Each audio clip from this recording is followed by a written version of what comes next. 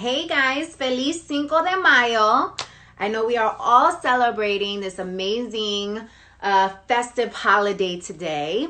And we have a special Cinco de Mayo edition for you tonight on the Woman Who Wore series. We are welcoming Thembi Banks. Now, Thembi is a filmmaker, she's a storyteller, she's a director, producer, and she's a Sundance Film Festival nominee. She recently also directed an episode of our favorite show here on this series, Insecure, and I see she has requested to join us. So we are going to get this interview started. Hello, everybody. Welcome. How are you guys? Thank you for tuning in. Hi.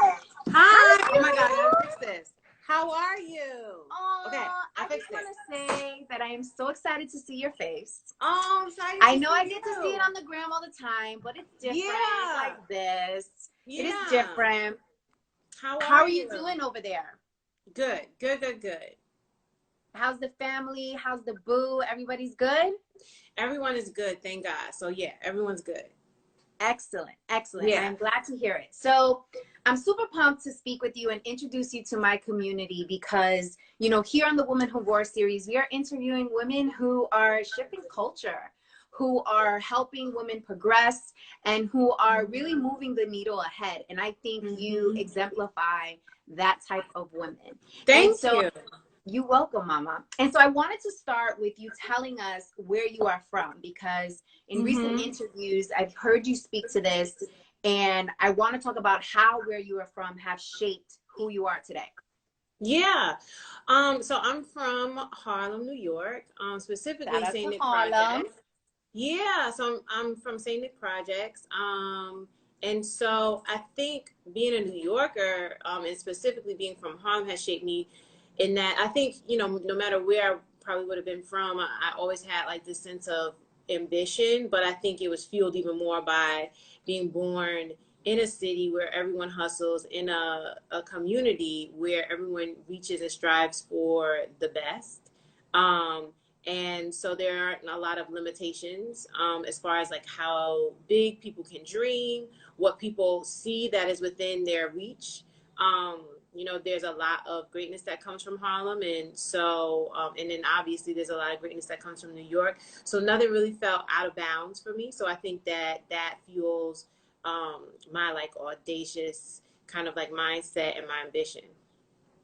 So would you describe where you grew up as the hood in Harlem, or was this?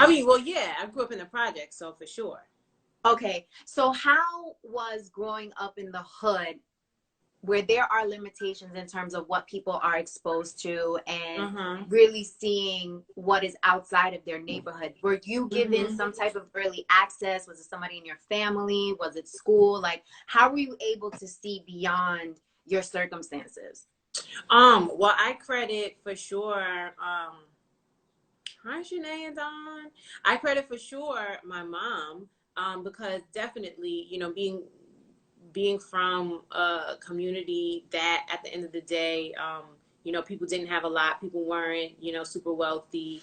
And a lot of times, people didn't go beyond, the 10-block radius, they never ventured outside. So my mom was really key in exposing me to a lot of different people and places and possibilities. So I would say it's my mom and my dad, who just got me outside of my immediate surroundings.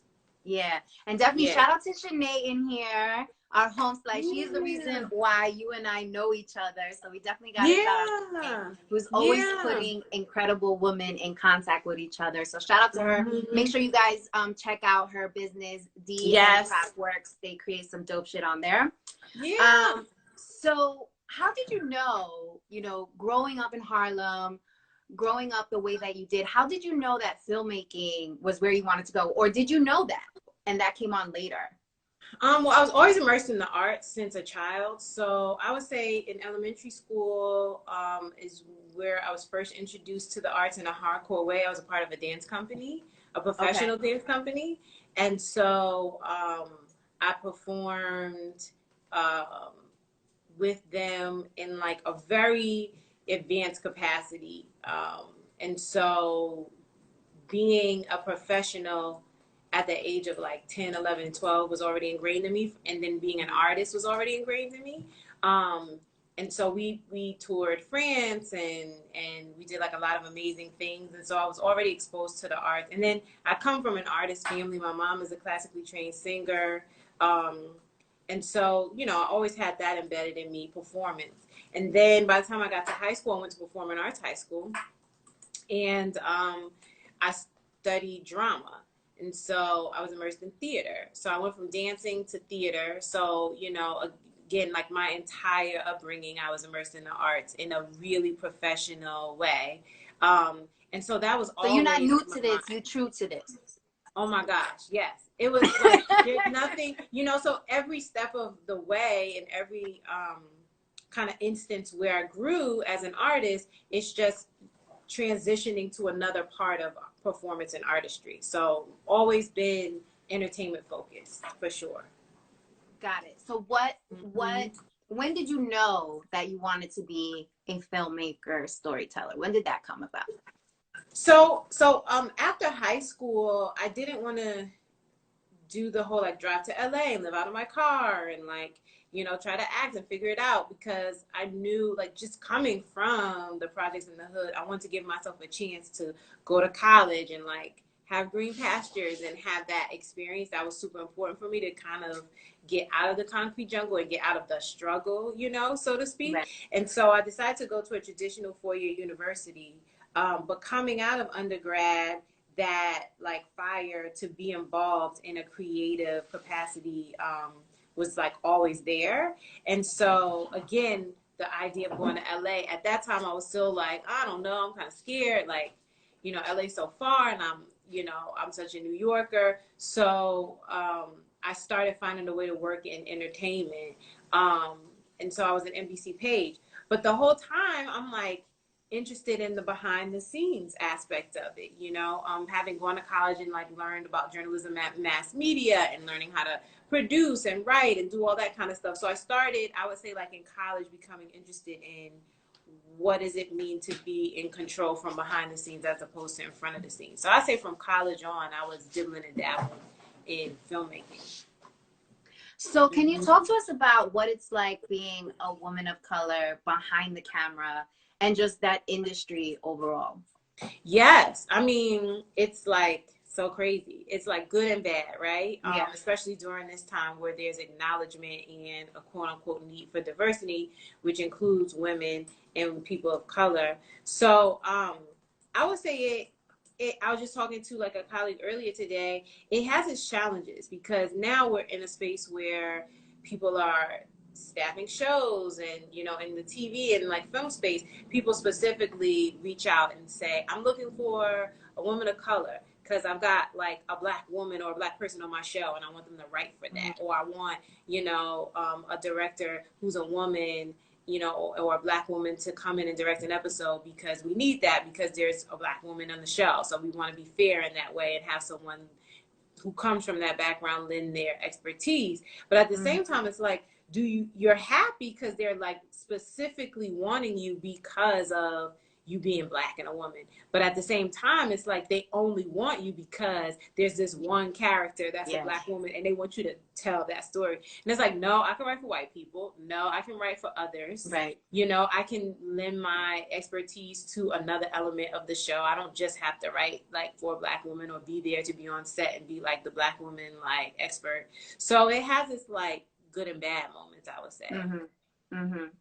So what is your advice for women who are looking to get into this industry? Like, what is that hustle like and how should they start? Well, I would say number one, truly invest in yourself so that if an opportunity presents itself, you are prepared. So for me, investing in myself meant film school. Now, it could mean something different for someone else. By no means am I saying you have to go to film school or you have to kind of like be formally educated. No. But for what I wanted to do, I felt like there was a huge learning curve. And in my mind, I said, well, if I apply to film school and I apply to the best film schools and I actually get in, once I have that degree, you know, that will say something different to everyone that will say to people, oh, she's the real deal because she went to NYU or USC, the same as like Martin Scorsese or the same as like George Lucas. So she is a part of that very unique and like exclusive club of people who are able to get into one of the hardest programs. So for me, I knew that that label, so to speak, or that club was going to set me apart, right? Right. And so, and then also what I learned and the connections that I made were going to be super helpful. So I took a huge sacrifice. So that's the other part of it too that I would say to people is at some point in the road or the journey, you're going to make a sacrifice. And so for me, one of the biggest sacrifices was I'm working, I have a job, I can move up in that job, I can have a nice life, I can go on vacations, and I can have stability. So I'm quitting all of that to now take 3 years and go to film school and then also pay $250,000, you know, like in loans to walk away with the opportunity to work in this industry. So that's the other part too, right? Like, oh, I graduated from USC, but now I have like all this debt and I have 3 years while other people may have been working their way up or other people may have been like sticking to their, you know, stable job and now they can buy a home and go on vacations. I am just now starting out at the bottom because I've been away for 3 years in the bubble learning, right? So there's a sacrifice of time, of money, of distance. You know, I'm on the West Coast, right? I'm away from my friends and family. So I've missed baby showers and all sorts of big events and just like not even big events, but just being able to go and see my mom every other day, you know, like, so I come in contact with a lot of people where those are the sacrifices that they deal with on a daily basis. So there is going to be a sacrifice. And then once you get into it in the beginning, everyone I know, and like, you know, even people who are super, super advanced in their career, they struggle tremendously. They were a PA making $10 an hour. They interned and had like the shitty job where they're picking up lunch. You know what I mean? Like, there's that part of it, right? Climbing your way to the top. Some people sell a script, like they write a script and the first script they write, they sell it and it's like, oh, off to the races. A lot of people don't. They write their first script, doesn't go anywhere. Write their second script, doesn't go anywhere. Write their third script, doesn't go anywhere. The fourth script finally gets them somewhere, right? But how many years and how many no's and pieces of rejection and working at Starbucks did they have to go through before they got to that one point that set them, you know, off? So I would say you have to be in it for the long run. If you have a plan B, do your plan B. Like if you want something to fall back on, if you feel like that's what you need, then this maybe not be for you. You know what I mean? Yeah. Like you gotta be, this is it. I'll die if I can't do this. You know? So what do you think kept you going? Because that's not only sacrifice, that's mindset. So what kept you going and not quit?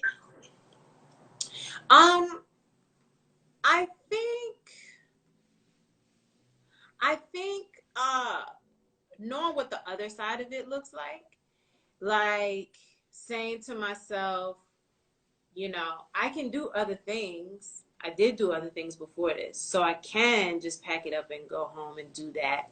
And just knowing like, but the whole reason I didn't want to do that is because I felt like I was missing out on something. And I felt like I wasn't going to truly be happy. And I felt like, you know, even if I did excel in doing whatever else that I was doing, I was going to always say, what if, you know? And so just feeling like I was going to let myself down if I ever gave up, and knowing like that I truly was not fulfilled. And it's like, well, you know, what am I going to go back to a place that's comfortable but not fulfilling, you know? And that's a worse feeling.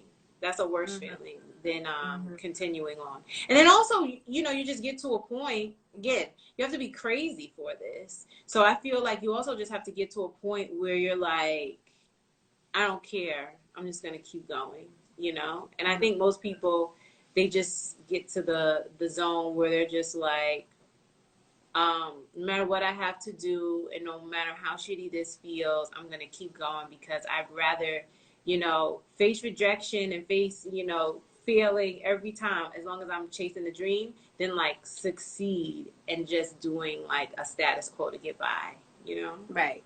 Yeah. And, you know, being a fellow New Yorker, I have to say that when you're from a city like New York and you have this thick skin that just comes naturally and this go-getter kind of ambitious attitude, it's kind of like it's all or nothing. So oh my gosh, that's me.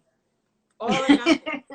Yeah, that's my personality, and so that's also what helps me, because it's like I'm not gonna be happy if I'm only kind of sorta in it, you know, if I'm only tangentially, you know, because that's what I did. It's not like I worked in like accounting or book, you know what I mean? Like I was in the entertainment industry and I was working in entertainment companies, but that still wasn't enough, you know. I felt like I was like a pinky toe in the pond of like the creativity and the artistry of what I truly wanted to be doing.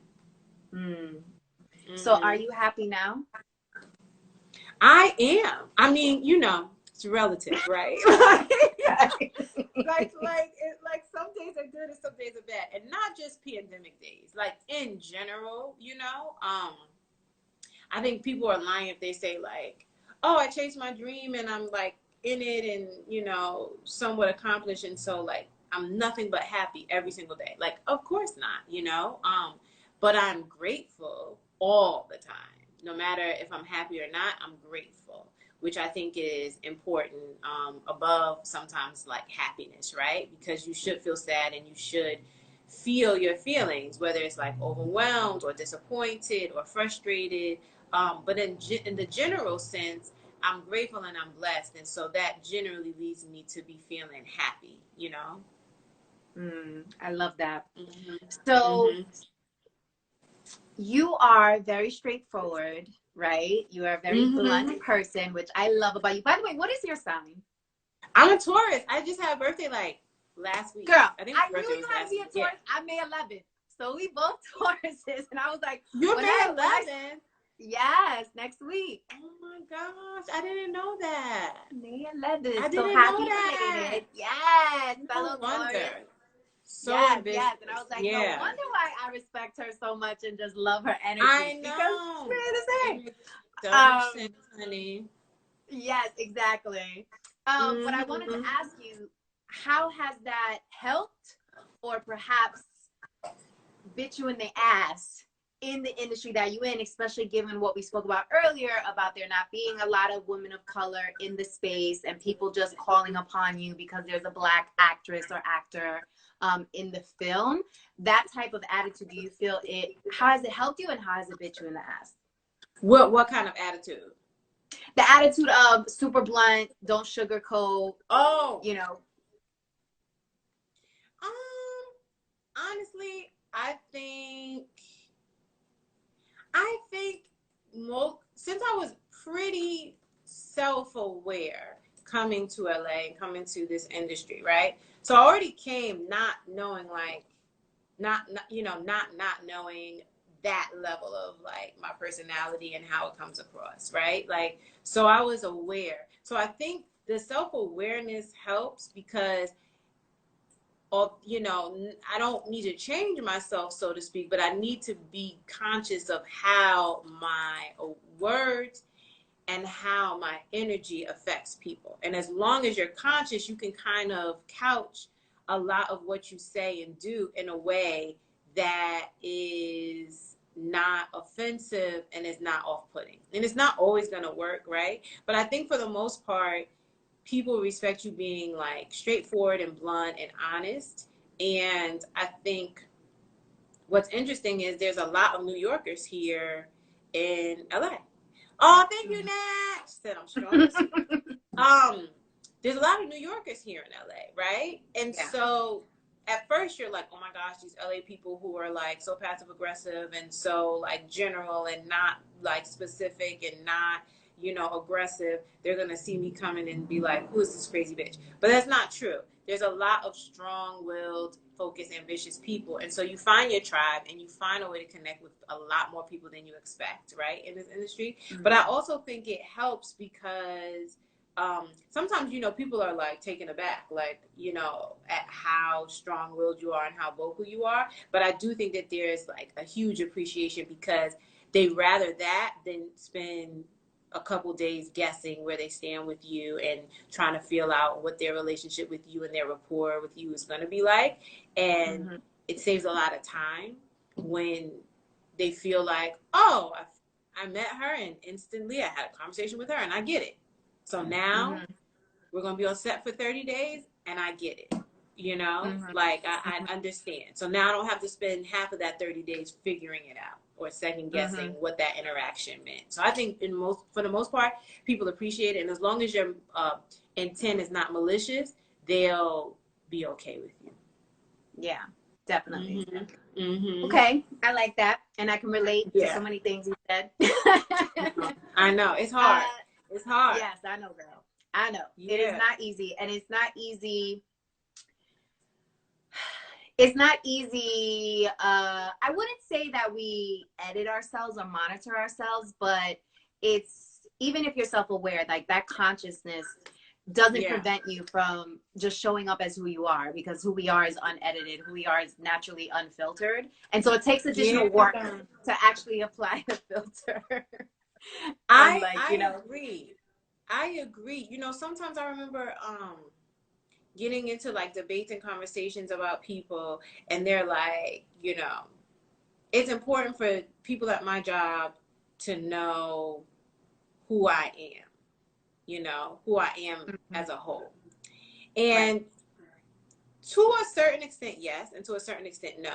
I think when you talk about the entertainment industry, you're talking about an industry that, depending on what your role is, and especially if you're creative, knowing who you are is your superpower. So people do have to kind of know the intimate, ugly, truthful, honest parts of you, because that's what's in that script, or that's what, you know, is in how you see, you know, the world that you're building or creating or directing, right? So there's a level of intimacy in the work that we do. So yes, like, you know, when you go into a general meeting, or when you go into a meeting and you're pitching why I should direct your thriller movie about like a woman who's, you know, against all odds succeeds, typically you're like, well, here's why I can relate to her, because I struggled, or I, you know, was in an abusive relationship, or I grew up in an abusive home, or I grew up this and that. So people need to know who you are to feel like there's a story for you to tell and feel comfortable, right? That you know how to add parts of yourself. But in a general space, like, when you're talking about like the day-to-day kind of like workings that we all do that are general no matter what industry you're in, sometimes I'm like, everyone doesn't need to know like who you are through and through. So you can save bits and pieces of yourself and just carve out a part of yourself that these people at work get to see, right? Because no one cares necessarily like all your inner like quirks and like things that make you special and unique and pet peeves.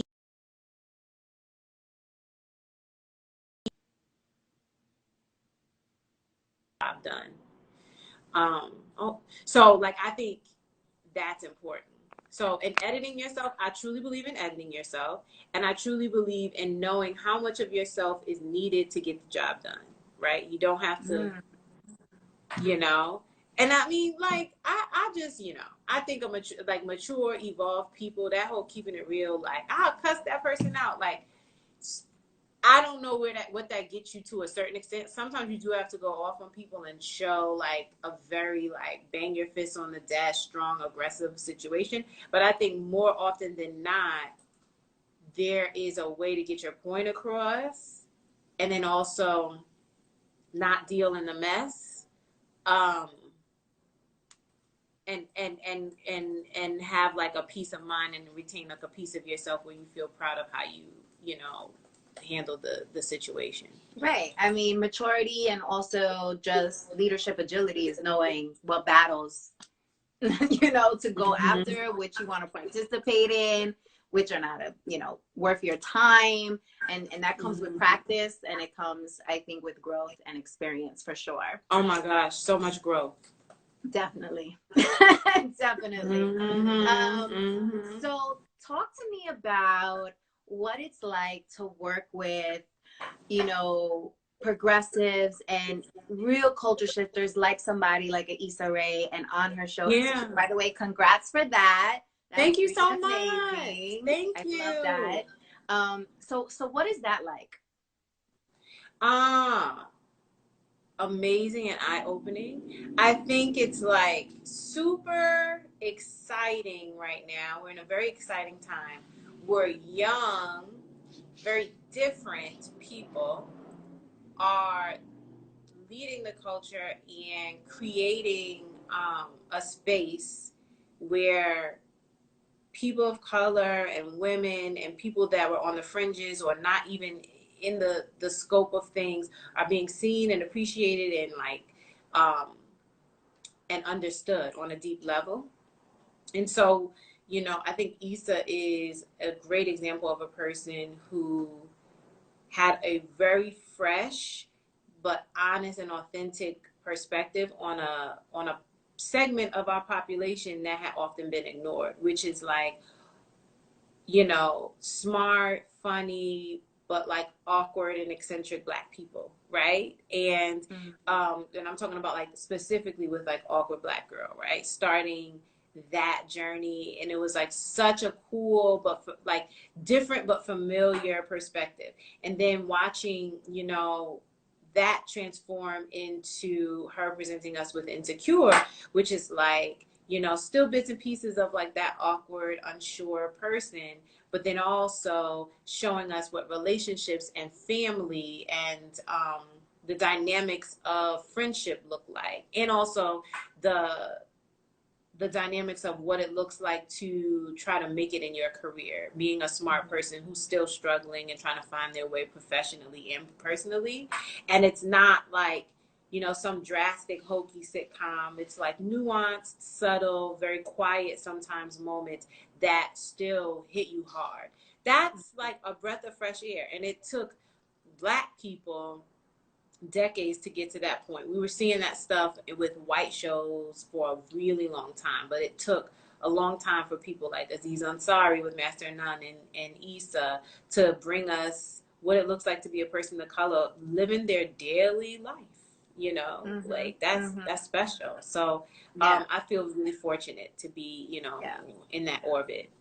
Yeah, and it's super relatable and dope, and it's not a bad thing that the community supports it and is loyal to it, okay? Because on Sundays, I'm like, can't do any interviews at this time. Sorry, Insecure is gone. Sorry, I can't do it. I love that. I love that like it's had such an impact where people, it's appointment viewing and people like are taking sides. I'm on Lauren's side, I'm on Molly's side, Issa's a bad friend. And like, people are so invested in it. That's a sign of somebody who is doing their job well. Definitely. And it's because her characters are so different and unique and have commonalities at the same time. Yeah. To relate. So whoever you relate to at the most, that's who you're going to go hard for. You know what I mean? Yeah. Which I think is the magic of the show. And also because it's speaking to the culture and what we like really go to from what we go through from the vernacular to the music that it plays. Yeah. Who she has featured in the show. Obviously, who comes and directs the episodes. So what is it like managing all those personalities? Because there's a lot of strong personalities on that show. Yeah. So as a director, what is that like? I think I was like truly, truly fortunate for that to be my first episodic gig, because I would say from that perspective, everybody on that show is like a pleasure to work with, from the crew to the cast. Yeah, more Kelly. We need more Kelly, because Kelly is she's hilarious. She's so smart. But I think the cast and the crew and everyone involved is just are just such good people that it wasn't hard at all, and in other situations it can be. Other shows are a lot tougher where people aren't as welcoming, but it's such an inclusive environment that Issa's created, because it starts from the top down. And so when your creator or your showrunner or your leader sets the tone and is good and professional and humble and caring and considerate, then that trickles through to the rest of the cast and crew. So you end up with like, no, a lot of people say, I have a no assholes, on set, or no assholes in my room policy, right? Because it's so easy in the entertainment industry to have a few people that are just like, they just suck, right? And they're negative and they're nasty, and, the highly sought after hi Terry. The highly sought after industries like fashion and entertainment and music, they bring out like the nasty people, the and the ugly crazy sides of people, and yeah. the ugly people. And so I think that, I've been fortunate enough in most environments I've been in. Like I've been in a lot of writers' rooms, and um, a lot of the writers' rooms, most of them that I've been in, truly good people. Everyone who's respectful of your ideas, inclusive. What do you think about that, Thembi? Oh, I love that idea that, such and such pitched, or, no, just like, but then other writers' rooms are like someone comes in and is like, what is this crap on the board? And just like obliterates everyone. Like that's a real thing that happens. And I've never really been in writers' rooms like that either. So, shout out to yeah. everybody in here, by the way. I see you writing your comments. Thank you for joining us.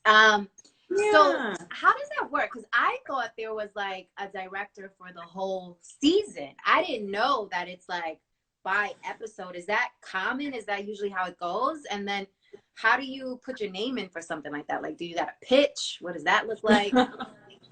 Yeah, so most shows have a different director each episode. But now you're seeing some really special like cable and maybe streaming series, they'll be helmed by what most people call like an auteur. And so there'll be like these filmmakers who are already used to like having all the control and doing everything themselves because they're the director, so everything goes through them. So they'll direct like a whole season of something, right?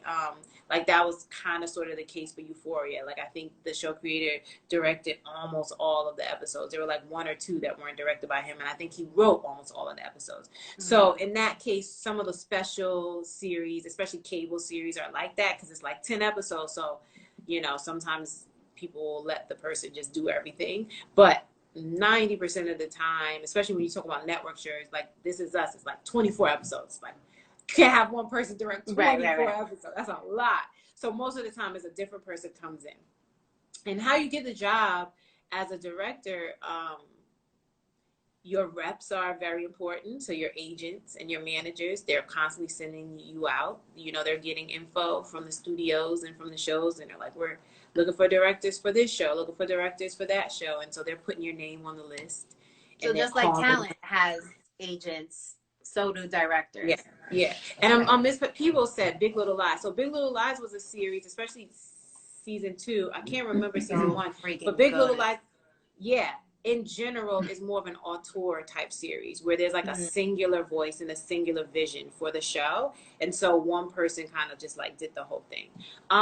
But yeah, so it's just like talent. It's just like when you're an actor and your agent is like, an entourage, they're calling people 10 times a day, like, I need my client on your show. It's kind of the same thing for directing, and writing. Shout out to Ari. I miss Entourage. That was such a good show. I know, a lot of people do. Yeah, because it was like such a fun show.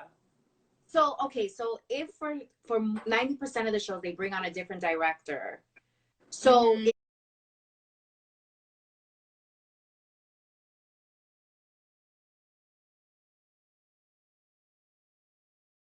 is it like one writer that's writing the series and then they bring in a director to execute what's written, or does the director also write? Like, how does that work?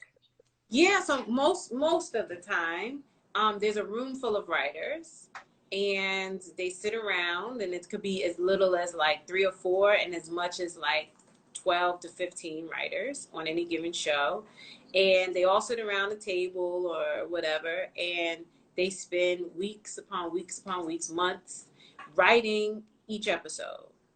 There's a collective approach to it, and then there's also like a singular approach to it. So some rooms they group write, which is basically everyone splits up scenes, and everyone is writing a little bit of an episode, and then one person claims that episode. Like one person gets that episode. So like if it's me, you, and Shanae in a room, we'll say, okay, this is Victoria's episode 2, but we're gonna write it together. But she's just gonna get the credit for it, right? Other times it's like other rooms are ran where it's like, Victoria, this is your episode. You leave the room for a week and go off and literally write it yourself, right? And you come back and you're like, here it is. here's the 60 minutes or the 30 minutes of the episode.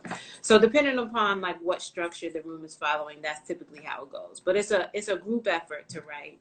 And then when you direct, sometimes, not all the time, the writer of the episode will be on set with you. And there'll be like, kind of like, you know, your advisor on the episode, you know? So you're directing and you've gone through tons and tons and tons of meetings. There's a lot of meetings when you direct TV because they want to educate you on the show and they want to tell you like, you know, the backstory for this character is this, so that's why in this scene it should feel heavy.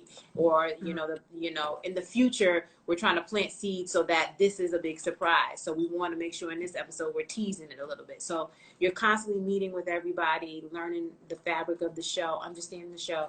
And the writer of the episode is kind of there to help like answer any questions or just be there and be like, you know, overseeing it, you know, and just making sure that the director is hitting all the things they need to hit. Right. So you must have to sign like crazy NDAs, right? You know what?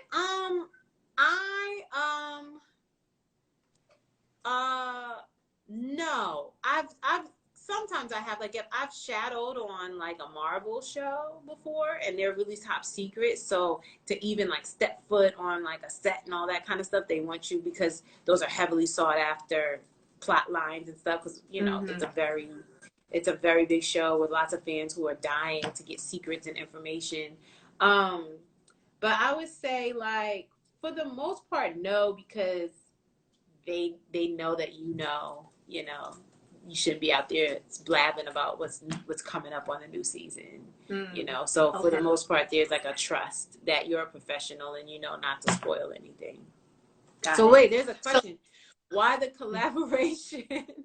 Then one person gets the credit. Why do it like that? Some rooms just like, it's like a business thing. Like, everyone's at the end of the day, like when you're in a room writing, right? It's not sometimes necessarily about like, you know, oh, this person wrote this episode and so they should get all the credit for writing this episode, because it's never truly like that. You spend so much time breaking the story collectively. And so even if one person went off and wrote it, what they're writing is a collection of thoughts and pitches that came from a lot of different people anyway, you know? So there's this idea like, you know, you can get your name on a script and like put yourself into a script or whatever and like add what you would add personally and give it like the sort of like Victoria touch. But at the end of the day, stuff in that script, like I may have pitched one scene and another person may have pitched one other thing. So it's a collective and a collaborative thing, if that makes sense for the person who asks. Got it. So if you get assigned to a project that's like a big project, I could imagine, and you said you attend several meetings, so it must consume a lot of your time. So I know you got your boo out in LA. You guys are engaged now, right? Yes. Congrats on that as well. Thank you. That's a whole nother conversation about how Corona like squashed our wedding plans, but yeah. Damn Corona. Hating. It's so crazy. That just means it's gonna be that much more magical, right? When it does go down. That's all. That's it. Cause you survived Corona, so now you guys are really close. Like it's still coming out of that.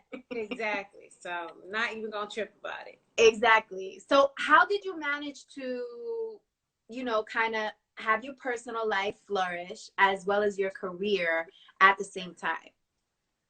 Yes, work-life balance. That is a good question. I think what is helpful is that we both work in the industry. So my fiance is also a writer. And so a lot of what we do and go through, we can truly, truly talk to each other about it because we truly understand it. So there's no barrier. Like, it's not like, you know, I'm a doctor and he's an, you know, something. Like he gets your world. He gets it. Yeah. Yeah. So that's helpful.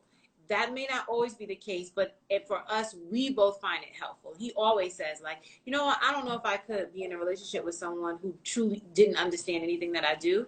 And I think part of that is because there's a mindset and then like obsession that a lot of people have where it's a lot of work and it's a lot of hours, and so you want the person to understand. But then I also think there's a lot of sacrifice that people have with an industry like this. You know, the higher you go up, the more intense the responsibilities are, you know. Writing can sometimes be a very lonely, isolating thing because it's you hunkered down in front of a computer for hours on end, you know, banging out a script. And so you need to be with someone who understands, like, hey, they're in the zone, like, and they don't have time. Or, you know, hey, their show is shooting in Vancouver and they're going to be away every other week for the next 9 months, which is like a real thing. Right? And so you want a person that understands what that type of partnership looks like and that type of sacrifice. And so it's rough, you know, and I think that it just helps that we both understand it and we both understand and respect each other's ambition. I love that. Glad you guys are enjoying the questions, by the way. I know. That makes me feel real good. But this is the final question, and it's a question that I ask all of my guests, and it is, why are you a woman who roars? Sometimes, you know, I feel like I'm a woman who purrs. Like, I feel like I'm a woman who whimpers, purrs. I don't know. I don't feel like roaring sometimes. Sometimes I absolutely do. So let's talk about those times. When do you want to purr versus roar, and why? I think,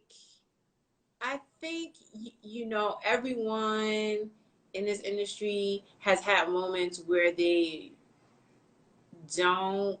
unsure, they're uncertain about their skills and how talented they are. Writers are like notoriously insecure, right, about their talent and their ability to like actually be good, right? You listen to people like Barry Jenkins and all these people say they have imposter syndrome because they're like, oh, you liked my movie, you liked my script, oh, it must be you must, you know, like, or this is the only one, everything else I'm gonna do is gonna be shitty, right? Like, it's like you live in that world, you know, where you're just always judging yourself and second guessing yourself and not feeling like you're good enough. Or when you stand next to certain people that you admire, you're like, no way I'm as good as Steven Spielberg. No way I'm as good as this person. So I think that type of self-doubt like exists. I think no one can kind of like say that they don't experience that in one form or another. So that's why I would say, like, sometimes, and then also you just kind of like get beaten down by the process. It can be really arduous and grueling.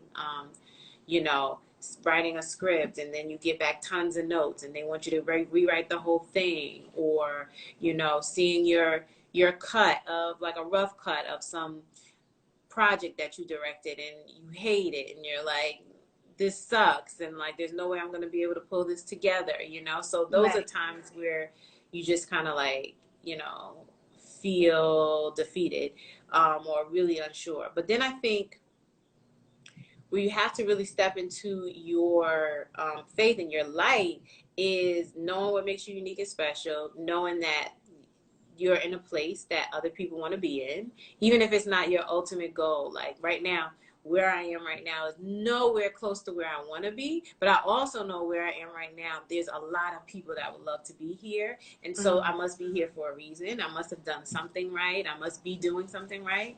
And then also you just have to have that gear that kicks in where you say, what I have to say is important and how I say it and how I execute it is brilliant. You just have to keep telling yourself that, right? Until you believe it. And truly like willing the belief in yourself that what I'm doing and what I'm going to do is great.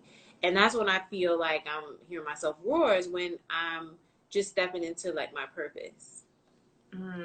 I love that. Hi, mom-in-law. This Hank's mom. Hey guys.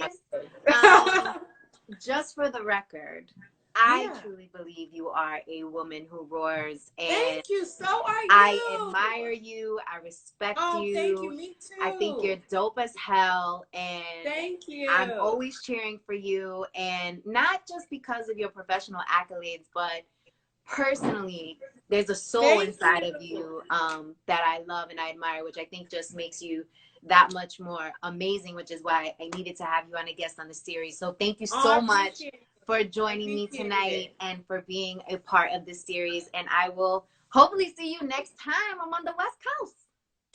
Let's make it happen. Thank you so much. All right, Mama. Enjoy the rest of your evening. Thanks to everybody in here. Bye. Bye.